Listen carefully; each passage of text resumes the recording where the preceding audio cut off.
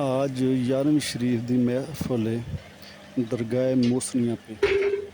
तो दोपहर जो इंतज़ामिया के लिए लंगर शरीफ तैयार होंदा है वो कई सालों से बाबा जान आलू गोश्त बनवाते हैं तमाम दोस्तों वास्ते जो सारी दिहाड़ी इंतज़ाम उपर मसन देगां पकदियां ने या बर्तन जो साफ़ करने ना या जो भी सैटिंग वगैरह 11वीं शरीफ दी होंदी है तो उन्होंने वास्ते कई सालों से आलू गोश्त तैयार हो रहा है। तो बाबा जान तो पाकिस्तान से बाहर गए अहमद साहब के पास। तो साहबजादा वाली शान एडवोकेट मोहम्मद बिन मोहसिन मोसनी साहब इधर ही तशरीफ़ फरमाए। तो अभी मीठे चावल पहले आलू गोश्त का सालन फिर मीठे चावल। तो शाम नू 11वीं शरीफ है 11वीं शरीफ के अंदर कई सालों से हलीम और खीर साथ तो दो दियां ताज़ियां रोटियां बनियां होंदियां ने।